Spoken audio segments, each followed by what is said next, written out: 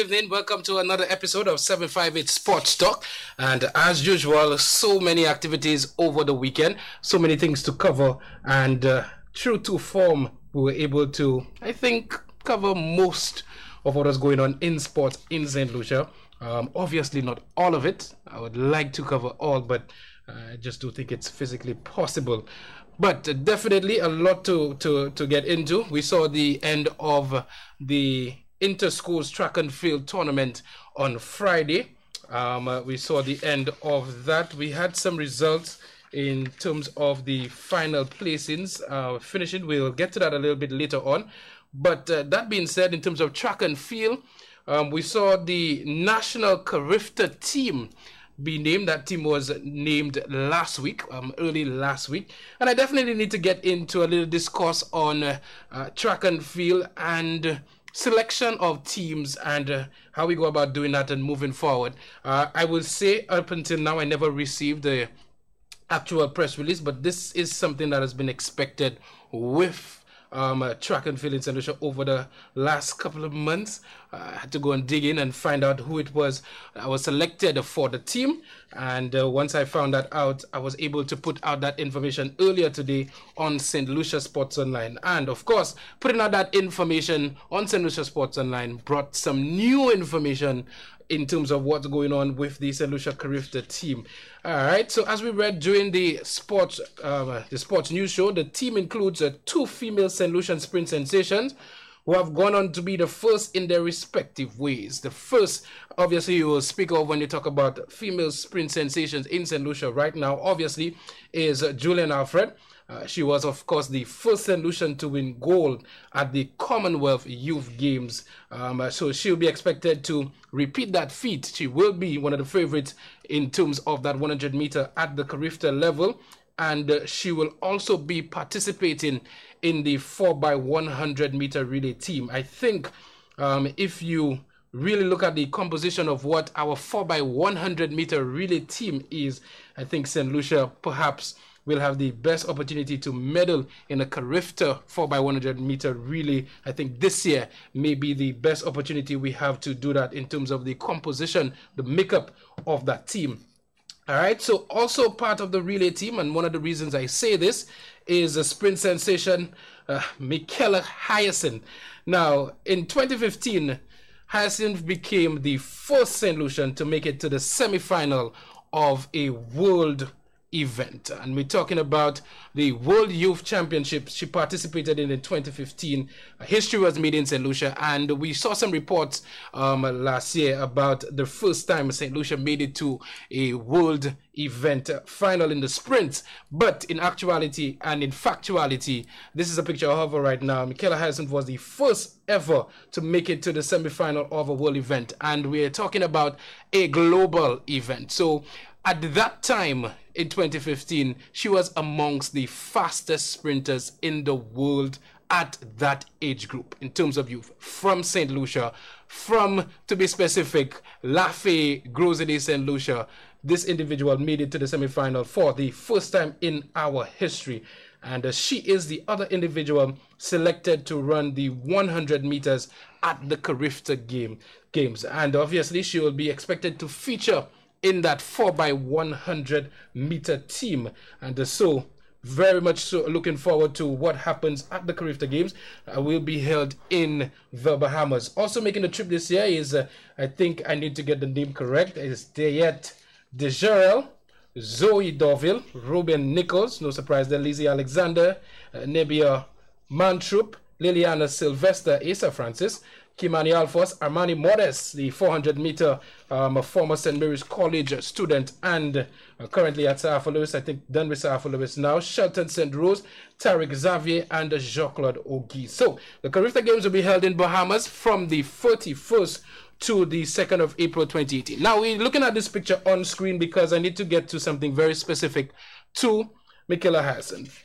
And it troubled me throughout the day because obviously I wrote the article, put it on St. Lucia Sports Online, only to find out that after the team was selected, that her coach received a letter which indicated that she would then be subjected to an evaluation that will be done by a physiotherapist. Now, let me just go back in the story. After 2015, for those of you who don't know, she suffered a couple of injuries, and she's been nursing those injuries and going through physiotherapy as she worked her way back into the national fold. This year, saw her a couple of times, looked very good and looked very ready. And there was no surprise that she was actually selected for the team. But it was only on the weekend after the team was selected that she got or received a letter saying that she would be subjected to some evaluation in terms of her injury by a physiotherapist that is not her own. Now, for me, immediately bells and whistles just start going through my head, because obviously if you have an association and the young lady has been undergoing her training and her rehab, and she's been using the physiotherapist, I would think that on some level, before she was actually named on the team, that some form of evaluation or some form of communication would have been done with the current physiotherapist, the physiotherapist that she's been working with for the last couple of years. Some consultation would have been done for you to then name her in the Carifta team. But from reports, she's been asked to undergo some physiotherapist, some evaluation by a physiotherapist appointed by the association. So again, bells and whistles go through my head, because I mean, I'm wondering, okay, as a young athlete, if at the end of the day I have gone through all the rehab, my physiotherapist cleared me to compete, I competed, I did well enough, I was selected on the team, why is it that I am now being told that I need to go to another physiotherapist that is going to then evaluate me? And from all indications, it seems as if they are now informing the young lady that her representation is contingent. Well, obviously, if you're going to appoint a physiotherapist, your representation for St. Lucia is going to be contingent on what this physiotherapist tells you. There's no reason for them to tell you, a team that is leaving pretty much next weekend, they want to see you, they want you to see another physiotherapist if they're not going to listen to what recommendation the physiotherapist makes. So if at the end of the day, the physiotherapist then says, perhaps she should not go, are we now going to tell this young lady that has represented St. Lucia on a global stage, that has done all the rehab she needed to do, and then finally get to a stage where she has made the national team, are we then going to tell her, no, she cannot compete after it's been announced in the media, after all of that, and from all indications, she's back to competing level enough to make a national team? I mean, I just had to bring this up because I just need for our associations and to the powers that be to do things right. If at the end of the day, the communication is that we are just looking into another physiotherapist to get a second opinion, and we are confident that you are going to go, but we just need to ensure that we take whatever medical stance we need to ensure that you do not suffer further injury, then to me, all of this should be done or should have been done before you name the Carifta team. If you're going to name the Carifta team, it would mean that for an organization that is supposed to be an organization that represents all the interests of athletes, that you selected the team and the best team and individuals that were fit to travel. So to now subject the coach, the family, the individual athlete to that sort of question mark, I think is just unfair. And so I was also told later on that Zoe Dorville was also told that she may need to go to another physiotherapist to get some form of evaluation. I just think we're just doing things back to front. I just think it is crazy that this has been done in the 11th hour. Competition is very, very soon. From what I know, they are going to Viewfort for training and on Wednesday. And I've been told again, the reports are that the same day that she's supposed to be in training is when the appointment, or when it is most likely that she will have to be seeing another physiotherapist. Now, I had to just get this off my chest because I just figured that this is just not the way we should do things. We have a young athlete. She's been, seasoned in the sense that she's represented us at a very high level, the highest level in terms of youth track and field. And now we have a regional game, and I think we need to get things right. I think by tomorrow or something, or Wednesday, get this thing out of the way so this young lady can focus on what is important, bringing a gold medal to St. Lucia in both the 100 or the 4x100 meter relay. All right, definitely needed to get that off my chest. All right, so other events on the weekend: swimming. The St. Lucia Amateur Swimming Association, they hosted their Independent Swim Challenge. Finally, I would definitely say finally, because it was postponed and then pushed back and then postponed again, and they finally got it done. And let me tell you, definitely good enough individuals participating, and we saw press release coming out from them. We know that CJ's won the event, and I felt like we needed to use this sort of medium to actually speak to the athlete's performance. All right, so I'll just read the press release. The St. Lucia Amateur Swimming Association hosted its Independent Swim Challenge on Sunday. The meet commenced at 10 a.m. The meet started with a march past and remarks from the president. Some of the highlights of the day were the swimmers from the swims from 6-year-old Zayden Brathwaite from Shark Swim Club. She swam a personal best of 24.98 in the 25-meter butterfly. 8-year-old Caitlin Holder of Southern Flying Fish. Nice to see Southern Flying Fish, Shima Bernard and the team still coming all the way up north to compete, which is good. She did her personal best as well. So Malik Peter of CJ Swim Club, he did his best time in the 100-meter breaststroke. So we're just going to highlight some of the individuals that did well in that swim meet. We had some pictures also from that swim meet. We're going to use right now some of the pictures. Some of the pictures are from that swim meet, from the swim meet from the weekend, the Independent Swim Challenge. So yes, I was saying Malik Peter of CJ Swim Club, best time of 1 minute 50.12 seconds in the 100-meter breaststroke. Other highlights of the day: 14-year-old Marisa Louisi of CJ Swim Club, a best time, a personal best of 1 minute 12.98 seconds in the 100-meter breaststroke. 8-year-old Jason Felix of Lightning Aquatics, personal best of 24.40 in the 25-meter breaststroke.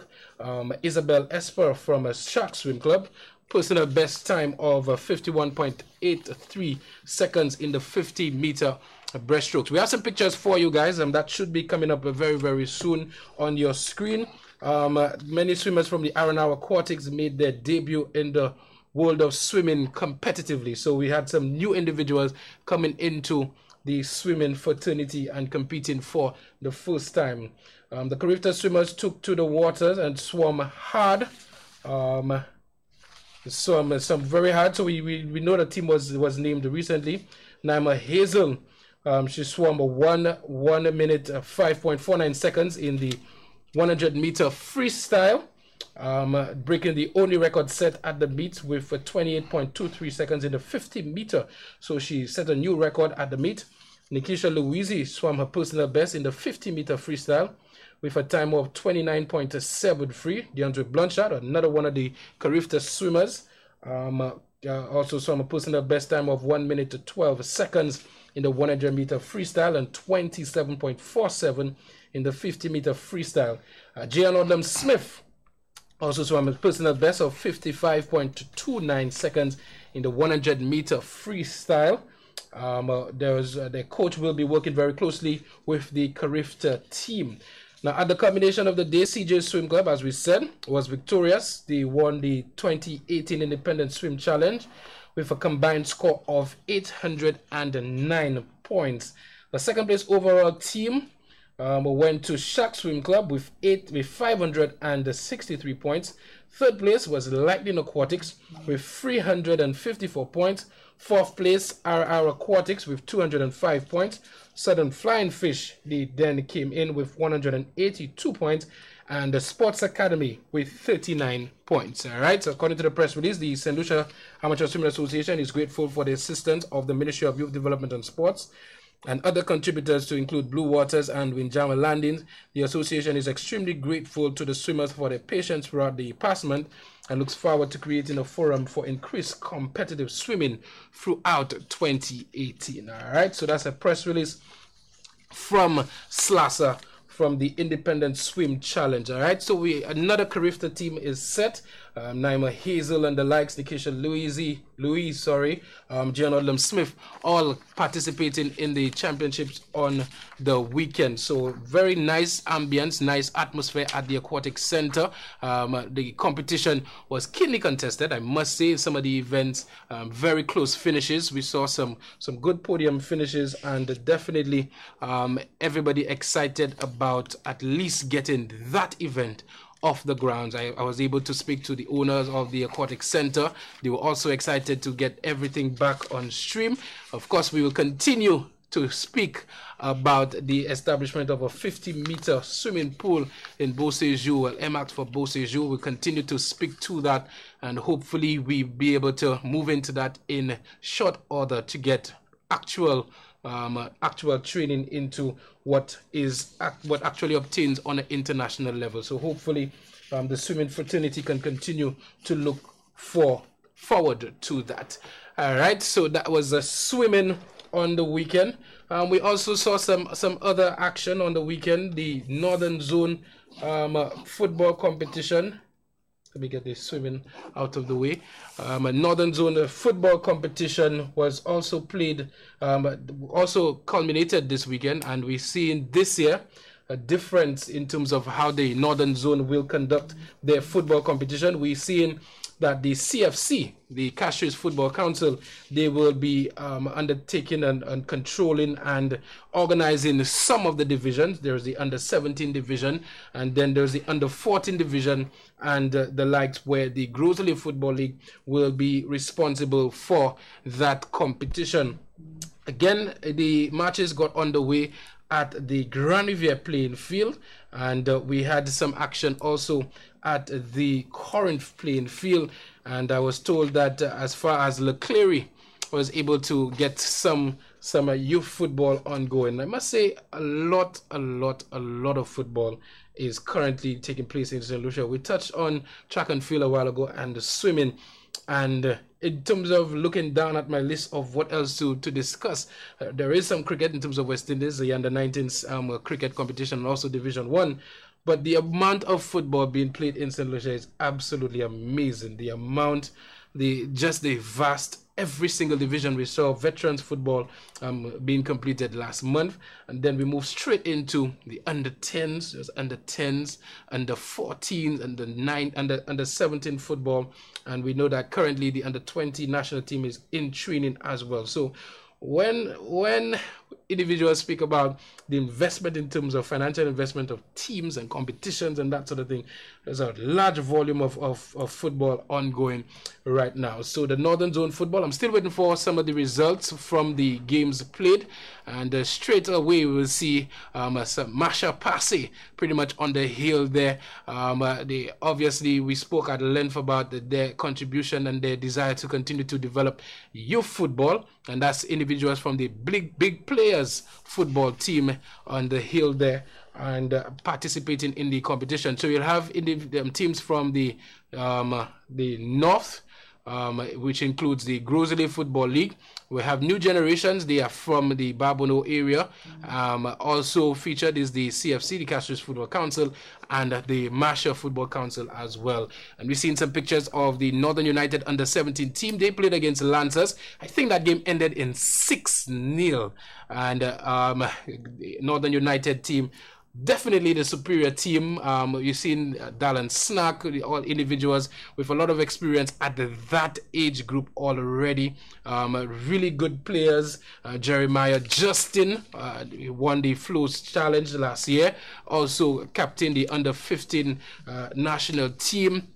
And we've seen so many individuals from that team playing really good football, and they were definitely the superior team, and that they dominated every aspect of the game defensively, in the midfield, and of course quality strikers. And we see in the Flo Lancers bench there a while ago, Trevor Crazy Daniel, and some of his team, they were just shocked with what they were seeing on the field, as we can see there. Crazy will say he wasn't shocked, but definitely very superior football being played by the Northern United team as they won that under-17 encounter 6-0.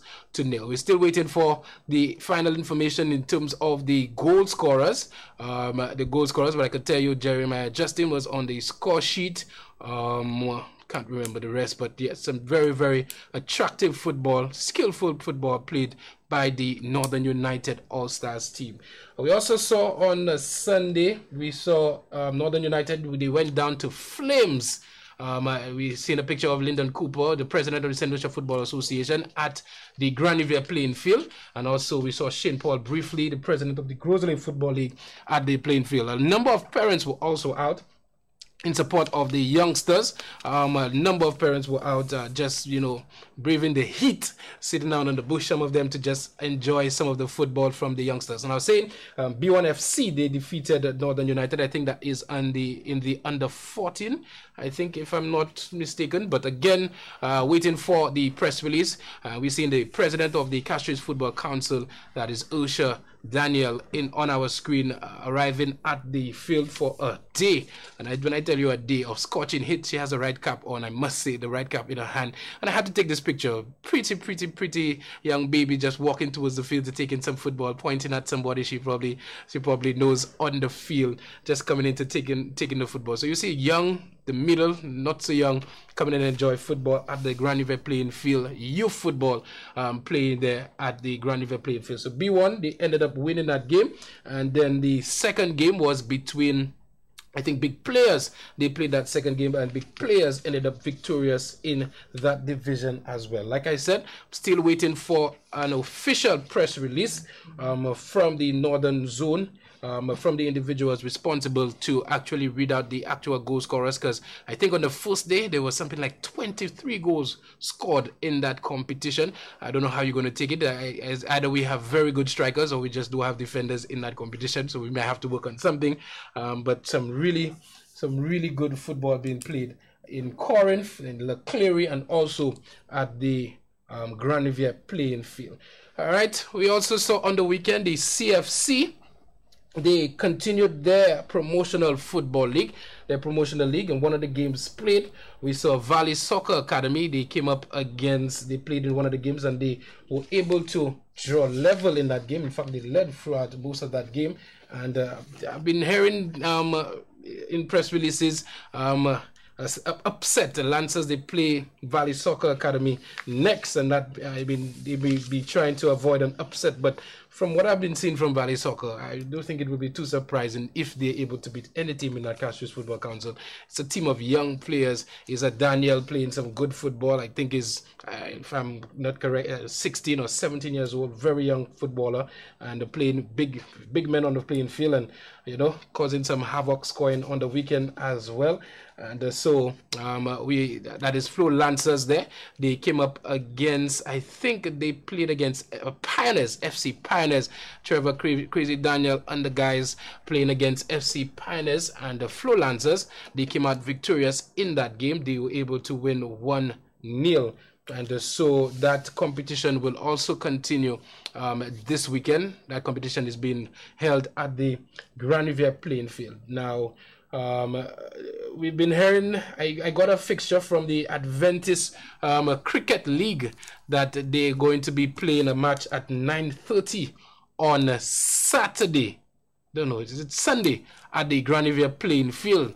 And I'm wondering if that game is a 10-over side, because as far as I see from fixtures, there will be some youth football also on that field. So individuals may need to get into contact with each other and communicate. I think there should be a management committee for that field, if I'm not mistaken, to organize exactly how this is going to work out. But Lancers, Flo Lancers, they took on Pioneers, FC Pioneers. We saw the return of Coach Casson Miller to the bench with FC Pioneers. Pioneers not doing so well in the promotional league so far. They went down to Valley Soccer in convincing fashion last weekend, and they also went down to Trevor Daniel there. We've seen some displaying some of his skill in that game there. Lancers, they came out on top 1-0, and so Pioneers, we've seen a picture of Mr. Casson Miller in the blue shirt there. They were not able to win again. So it's 2 games and 2 losses for the FC Pioneers, and that is FC Pioneers in the red and black of Canaries. So they were not able to win that game. All right. We also took in some women's football at the Corinth playing field. The SLFA, they started their women's football, and it's an under-23 competition, but they added in the mix some of the senior players. We're seeing Shem Maxwell representing the Dennery Mabia Valley team, and I have to say Dennery Mabia Valley because when we talk about Dennery, or if I meet somebody from Mabia Valley and I tell them they're from Dennery, they say no, they're from the valley. And now we're seeing a team that is composed or comprises Dennery and the Mabia Valley as one team. So it's a Dennery, the district of Dennery. They came up against Grosley, and let me say for Grosley people, they joined together and they only were able to beat us 1-0. And so I guess we can take some consolation in that. I guess if we were playing the Valley or if we were playing just Dennery, we probably would have won that game. But they came together as a whole district of Dennery, and they were able to beat us only 1-0. The Grosley team got an opportunity in the dying moments from the penalty spot.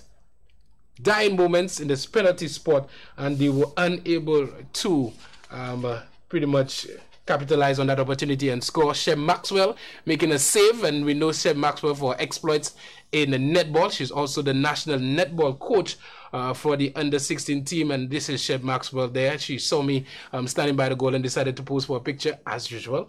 And yes, currently coaching the national under-16 team as they get ready for the Jean Pierre regional tournament to be staged right here in St. Lucia in later on in the year. I'm not sure if it is April or May. And so she is also doing multiple things. And you know, true to our sportsmanship, we still hug them, even though we knew we could have beat them and that sort of thing. But Dennery, they came out on top. Dennery, defending champions of the under-23 football competition. Elisha Marquis is probably one of the more skillful players we have, and there she is, the captain of the Dennery Mabia Valley team. She plays for that team, captains that team, current female footballer of the year, and she was also at the Corinth playing field and to play that game for Dennery. So Dennery came out on top 1-0, and still awaiting the results of the other games because we know that a number of other teams are participating in this competition, including the likes of Vieux Fort. Obviously, Vieux Fort synonymous with success in football in St. Lucia, and I'm pretty sure Mr. Bellas would send me the results of matches played down south. But for now, Dennery, they came out on top, defeating Grosley 1-0 in that game. Female football on the weekend. All right, so definitely ancillary football. We seen a picture of a referee taking a sip of Blue Waters. Blue Waters as the sponsor here. Yeah, well done, well done. Referee knows the quality of the water that she needs to rehydrate. I must say I've been seeing a lot of Blue Waters all over the place, and I know people enjoying their sips from time to time. All right, so ancillary, the Dominic Fede Cup also continued on the weekend. The Dominic Fede Cup, very exciting. The competition is growing in popularity on that west coast. There's some very good games played at the Ancillary playing field on Saturday evening, and obviously the competition moves to the Marigo playing field on the Sunday afternoon. And from the results of the Dominic Fede Cup, we saw in the second game, we'll talk about the second game. In the second game of the night, RV Juniors, the newly relegated team from the first division football, they went down 1-0 to Dijal Augustine. Dijal Augustine scored from the penalty spot, as we showed you guys in the news. We're still taking in some pictures from the female football. I think that was the first picture, so we could move on from the female football in Corinth. And the Dominic Fede Cup, we saw 1987 All-Stars. They came up against RV Juniors. RV Juniors playing I think that was their first game in that competition, and they were unsuccessful in terms of getting the win. They had to come back from behind. They started the brighter of the two teams. Okay, we've seen those pictures again. They started the brighter of the two teams, and but Dijal Augustine converted from the penalty spot, and so they had to come back in the 80th minute. Ernil Editier coming and scoring for RV Juniors to ensure that they had a share of the points. And that's in the first game on the night. The first game was definitely a little more competitive.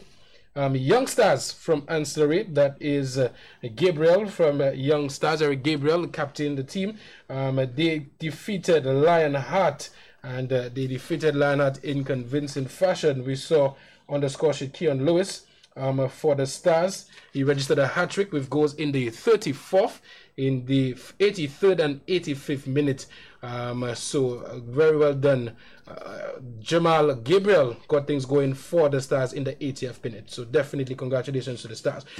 Now on the Marigo playing field, we saw some more action on the Sunday afternoon. We saw two games there, doubleheader at the Marigo playing field. A lot of excitement, a lot of individuals there, and we definitely have a montage for you tonight from the Marigo playing field for you, individuals posing for the pictures.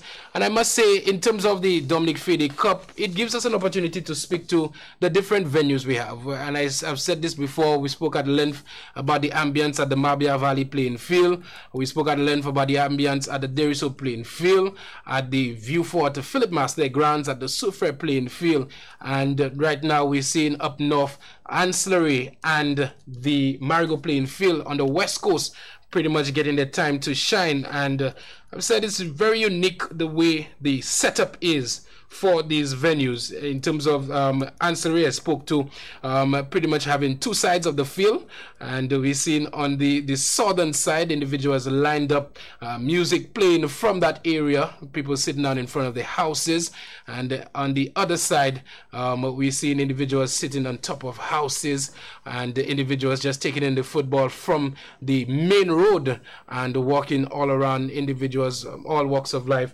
enjoying football action at the Ancillary playing field. And so we're seeing teams in that competition. If you don't know, the teams are from the Canaries, the Ancillary, and the Roseau, I should say Castries South into Roseau area. And so a number of individuals are coming in support of that football action.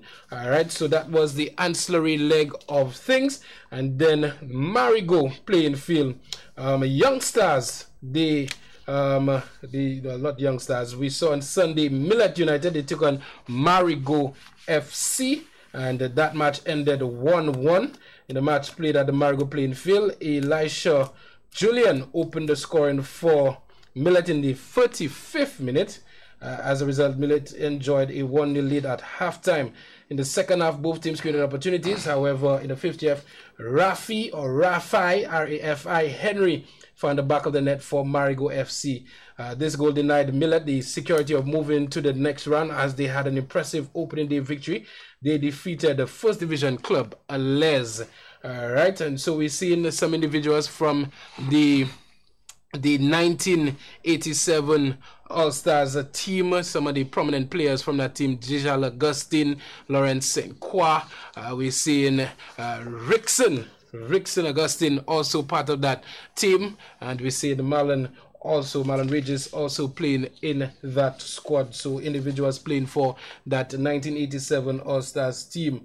All right, so continued from the Marigo playing field, we saw in the second game on Sunday, Sarat FC, they took on GMYC, and that game ended in a 1-1 draw. GMYC had about, in terms of clear opportunities, now people talk about half chances and they say you could have scored 4 or 5, but in terms of clear opportunities, GMYC, or is it Sarat FC, had a number of opportunities to win that game, but they were just not able to convert, not in front of penalty spot, not in front of goal. They absolutely lacked the final finish, and so we saw them being unable to win that game. All right, so we're going to definitely go into that montage before we take a break, because I have a yeah, okay, so I'm going to take a break. I've been told to take the break. We're going to take a break, and when we come back, I'm going to go into the montage. I'm going to introduce my guest tonight. I have a very special guest. He's been on set with me, being patient with all what I had to go through in terms of activities on the weekend. We're going to get him. We're going to introduce him to St. Lucia, because persons were asking about who he was, and so they actually get to see him tonight as we banter on 758 Sports Talk. So don't go away. We have a montage, and we have, of course, Sports on the Block for you guys. We will be right back.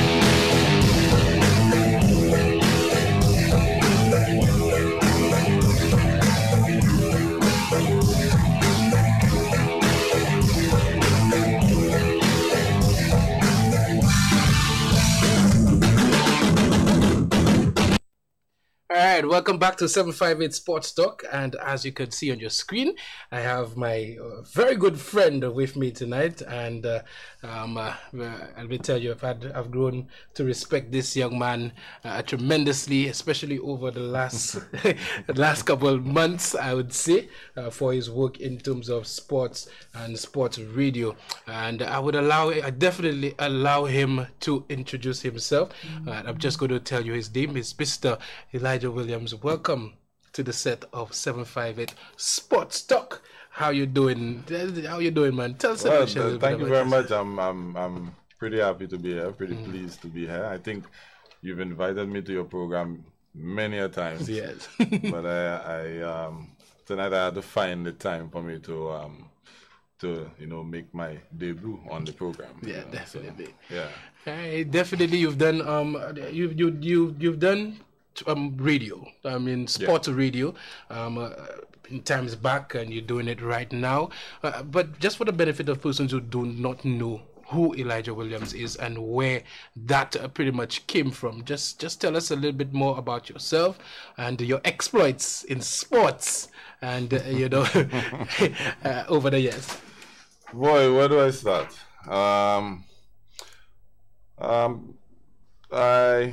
I think I would say my sporting life started with basketball. From the age of about 10, I started playing basketball in a netball rim. Wow. At my primary school, that's Common Ready. When I entered, it was Sanssouci Government School, and when Mrs. Rennie passed, the school was renamed after her. But I started playing. A friend of mine named Winsay James, he now resides in the U.S., introduced me to the game of basketball. There's another young man named Peter Philogen. You might know him. He's involved in football in the Rodney Bay area. He too. Philo, that's right. Big Liverpool supporter. Yeah. But at the time, it was, the three of us. There were a couple other guys too, Ronnie St. Marth out of PA4, and we used to play basketball in a netball rim.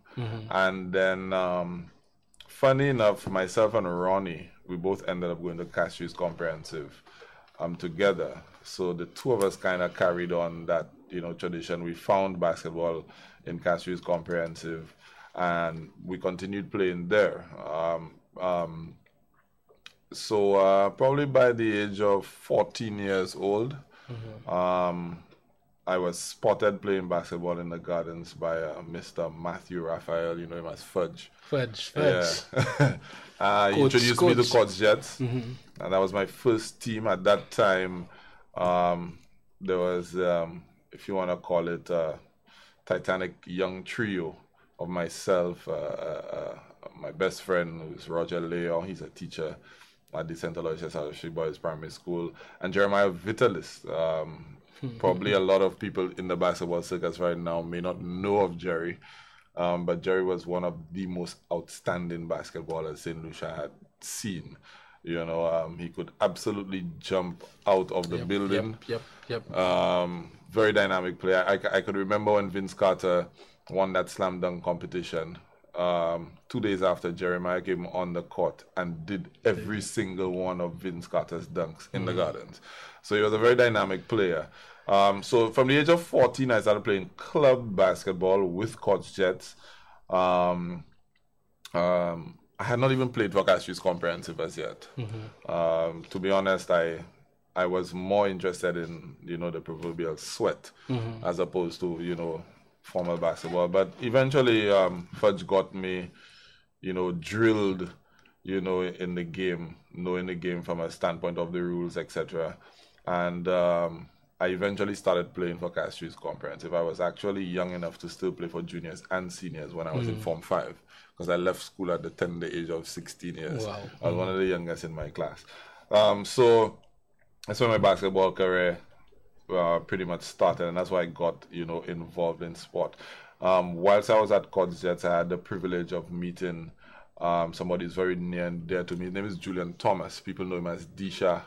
You might see him, walking around the streets of Castries, now, in a sort of, if you want to call it vagrant state, but he's nothing close to that for me. Me as well. This guy is an absolute gem.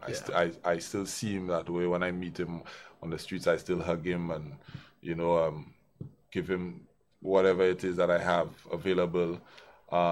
He made a big impact in my life from, you know, the standpoint of helping instill discipline. When I met him, he was still at college in Cuba, but he shortly returned. And from there, he decided to bring back an old basketball team called Prophets, right? So when he did that, there were a few of us, you know, that played for Coach Jets, young guys, because at that time Coach Jets had a couple of teams. And there were a couple of his students from Leon Hess, Marlon, who is at Customs right now, Lester. Marlon Noel. That's correct. Lester. These guys used to play for Leon Hess at the time, and then myself, Roger, we left Coach Jets and we went and formed the Prophets. Disha, I think, you know, kind of took my game to the next level. You know, more or less teaching me holistic basketball. He was the first person I came across that taught global basketball. It was not about positioning. It was not about, okay, you're the tallest guy on the team, so you're the center. So everybody was taught to handle the ball, to shoot, you know, to pass properly. I remember he used to do sessions inverted. So the big men would play as guards and the guards would play as big men. You were not allowed to go in the post, etc. So the guards could rebound, the big men could dribble, shoot, etc. And that was where, you know, I kind of learned basketball from a more holistic standpoint. From there, I mean, the mecca of basketball, in my opinion, is the Gardens. For a lot of people. Definitely. So I played quite a bit in the Gardens. As I said, that's where Fudge discovered me. I played quite a bit of basketball there, against and with quite a few national players, you know, or guys in and around the national team setup. Growing up, you know, playing basketball in the Gardens, I had an opportunity to come across a gentleman named Ricky Estwick. We know him as Skeki. All right. And I think Skeki sort of completed the process from the mental side of the game, in terms of understanding, you know, basketball plays, etc. You know, how do you play a screen and roll? How do you defend a screen and roll? You know, screen and slip, screen and pops, you know, all of these elements of the game, the more technical elements of it, I learned that from Skeki pretty much. And then playing against guys like Jermaine Thomas, that's Ringo. Jermaine Thomas is right now a basketball coach with the Ministry of Youth Development, the Department of Youth Development and Sport. That's where I kind of got, you know, my winning mentality. Beckles, what's Beckles' name now? I forget his phone. Vincent. I forget his name. He works at Customs right now. One of the best shooters in the region at the time. You know, I had Vincent Prosper, that's his name. Right, I had an opportunity to play with guys like Jamal Prosper, a relative of Vincent. Jamal is probably the best basketballer I've ever seen in St. Lucia. And these were the times when, in my opinion, you know, the sport was really thriving. Competition was there. Anthony Lamontine, who was the former president of the St. Lucia Basketball Federation, at that point in time had 70s Rewop. That's a team that most people don't even know about, you know. But there were a lot of very good players on island at that point in time. Yuan Ogis, I remember playing for 70s Rewop. He went on to I think Washburn University, where he played for 5 years, and he's now coaching there. Guys like Sherman, Milan, Game Hunter, all these guys. Milan was probably the best defender I've seen in basketball. A lot of people don't, know that about him right now. But I had an opportunity to play at a time when, basketball was really thriving. And then eventually it took a dip, basketball kind of really went into the doldrums. The federation or the association at the time, St. Lucia, Basketball Association, was kind of defunct. So there was a dearth in organized play. And at that point in time, I think I got into my first stint in terms of being an administrator.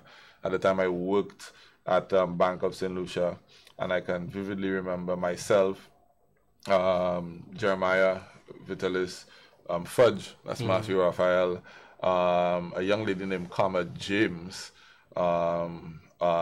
She now resides in the U.S. She's actually the daughter of Rupert Branford, right? Makeda John, who is the daughter of Velen John, right? Leslie Collymore, who is the now president of the Basketball Federation.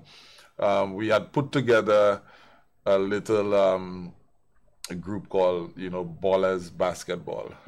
And because there was nothing going on, and we approached, my employer, Bank of St. Lucia, who sponsored the tournament, and we actually put a tournament together. I can vividly remember that. So that was kind of my first stint in terms of, administration. And I just kind of, the way I learned the game of basketball, it kind of just, ignited a sort of passion for me to learn the game more. And when the opportunity presented itself, I did my FIBA level ones. I heard you talking about Chem Maxwell, who was goalkeeping for Denry. Yeah, actually Denry Mabia Valley, Denry and Mabia Valley together. I actually did my first FIBA level 1 coaching course with Shem, under the auspices of Anthony Lamontine, who was then the president of the basketball federation. That's when things came back on stream. So I've since done a refreshers course. So I've done 2 FIBA level 1s. There's no level 2 course available yet, unfortunately. So I'm a FIBA level 1 certified coach. I've had an opportunity to actually ply my trade as a coach within the school circuit. My first coaching stint was as an assistant coach to a gentleman named Eric Landwehr. Eric was with the, he stayed, I think, some 30 years in St. Lucia with the Lutheran Church. That's out of Bizet. But Eric, he was, very passionate about basketball. He played basketball in the U.S. Collegiately. And he gave me an opportunity to, start off my coaching career at my alma mater, Cashews Comprehensive. So I was an assistant coach there for a little bit. Then I went on to coach Cyrus Simmons for, I believe, 2 seasons it was, where I had an opportunity to coach a very young, what's his name now? The brothers that play for Cots Jets. There's Andre and Troy. Troy Louis. I had an opportunity to coach him at a very tender age. I could remember seeing Troy and saying to Troy that, I think, he was pretty much the best player on the team. Unfortunately, he was also the youngest player on the team. Very inexperienced. But in terms of his skill set, I remember that. And then I went across to Vidbutai. Vidbutai Secondary, where I had an opportunity to coach a young Joel Polius. In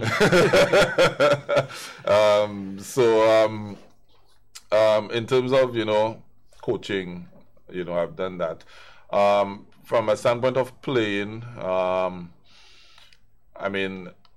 unfortunately, some of my best years came when there was not a lot of organized basketball. So, a lot of people who know me in the basketball circuit were actually players.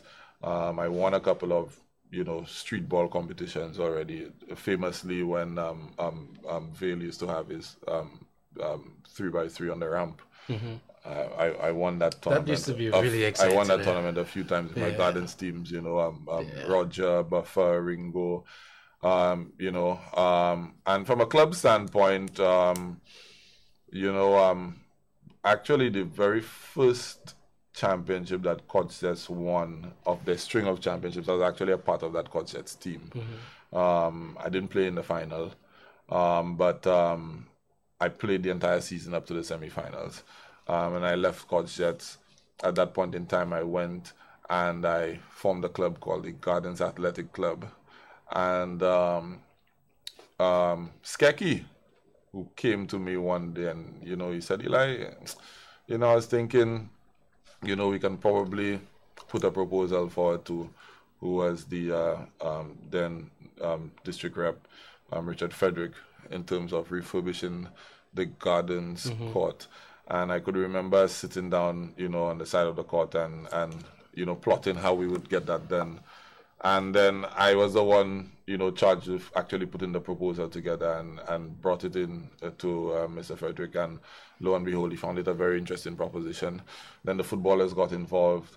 And then I believe Sir Sean Ale got involved in terms of from a tennis standpoint. Nice. And then the facility ended up being what it ended up being today.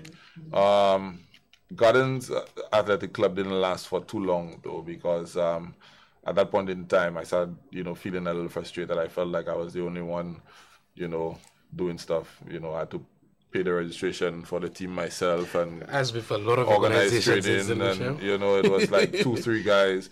And at that point in time, another very good friend of mine, Mr. Ian Mitchell, who was the coach of BBCC Warlords at the time.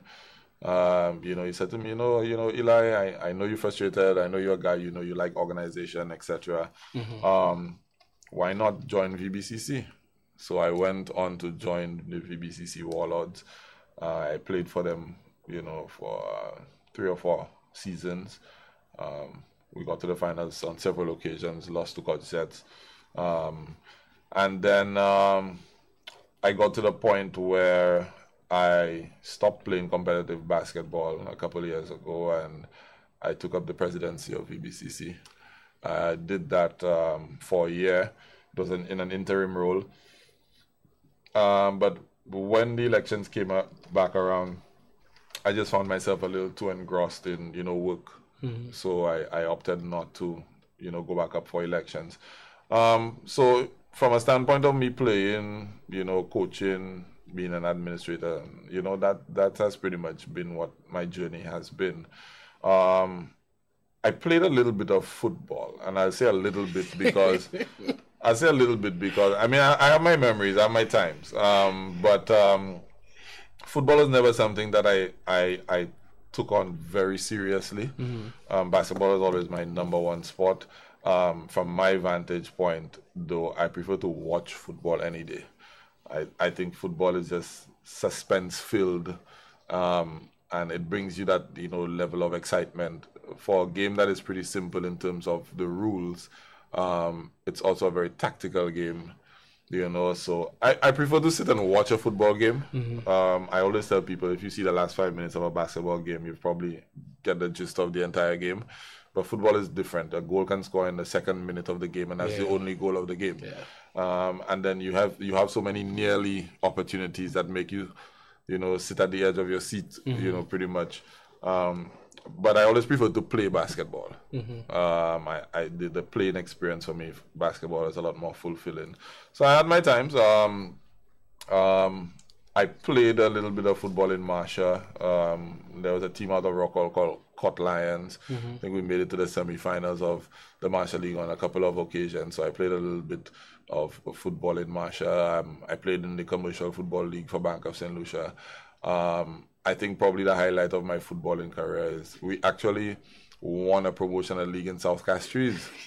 Funny you mentioned Carson Miller, Bloaters. He was the coach of the Pioneers team that we played in the finals. Wow. And I could remember scoring a towering header in the final against mentor at the time was the goalkeeper. Wow. Yeah. Wow. I had my moments. You will not forget that. You beat Bloaters and you score against mentor.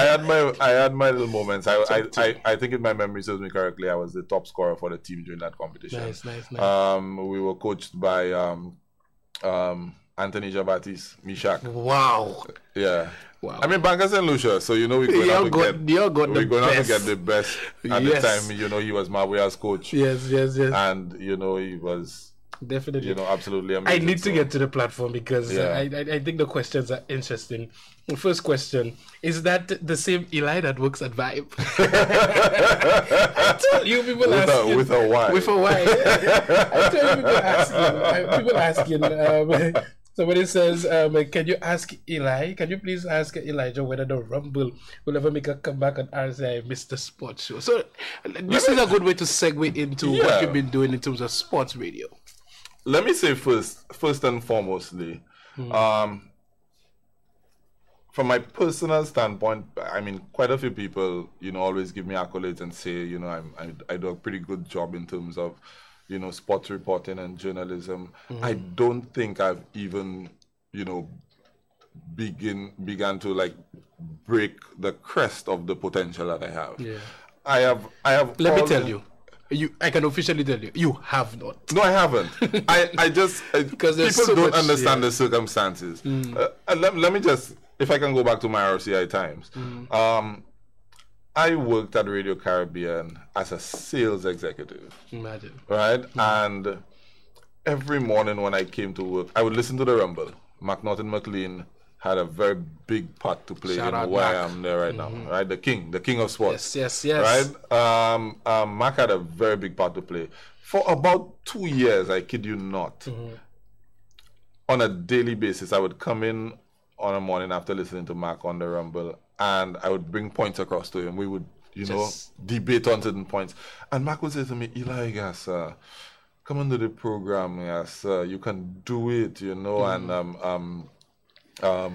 you'll be ideal, you speak well, you can write, you understand sports, and I used to say to him, Mac, that for me, yes, I'm not interested in that, and I wasn't very well versed in cricket. I wasn't versed in cricket at all, right? Cricket was something that had no interest for me. Yeah. I must say, with the advent of T20, that's what sort of got my interest in cricket. Mark used to be at me for like 2 years. He used to be at me, Eli, come and do the program. And one day I was speaking to Marcellus Miller, who I know from a young boy. He's shout out Marcellus. Yeah, he's a friend. Yes, former mayor of Grosile, I believe. Grosile. Yes. So he's a family friend, and I know Marcellus, pretty well from a young boy. Yeah. And Marcellus said to me, Eli, if Mac has been after you to do the program for that long, there's something that he sees in you that you probably don't see in yourself. I think you should take the opportunity to do it. I think you'll be good at it. If somebody, and you put your mind to something, you'll do it. And lo and behold, Marcellus was the one that convinced me to take up, the challenge of doing the Rumble. And I did the program for a year. And Mr. Gibson at the time, Sikra, Bosso, yeah, let me tell you, Sikra and I were pretty close. And, Sikra came to me and he said, Eli, you've been doing a very good job on the program. However, you're my best sales executive. And your numbers have not been looking as good from the time you were doing the program. So I think in the best interest of the company, go back to sales. I think you should, go back to doing sales full time, and we'll get somebody to come in and do the program. And that's how I actually got off air. So it was kind of bittersweet for me because I had grown to love the program. I had, grown to love, preparing for the program. But a lot of people don't know the challenges that I faced. I had my regular sales job, and I also was charged with going around trying to cover sports. So the way that I did it was, to sort of build a network around me. There were quite a few people, who would help quite a bit off of my head. Joseph Reds Pereira, Trevor Phillip, Brian McDonald, rest his soul, were some of the people, that would always help. Scott Augustine, Suku, right? Inch, Mr. St. Hill. These are people that would call you know, and offer their support, offer some guidance, you know, you know, provide me with a little bit of, you know, guidance in terms of the program. But I think, you know, when you come full circle, it was about Mark Norton. You know, he taught me how to put a story together. He taught me how to pick a story out of whatever was going on. And he also afforded me the creative leeway with the program. So I didn't do the program like Mac did. I don't think anybody could do the program like Mac did. Yeah. But I think people came to appreciate me doing the program in my own way. Yeah. You know, and that was him. He allowed me to blossom into what people began to accept as, you know, a budding sports journalist. So, I mean, left RCI, went and started a Vibe Radio with Pringles. Tell us about the Vibe. You know, went and started about the Vibe Radio with Pringles. And, you know, we were on for a little bit, and, you know, we figured the Rumble was not going on anymore. And there was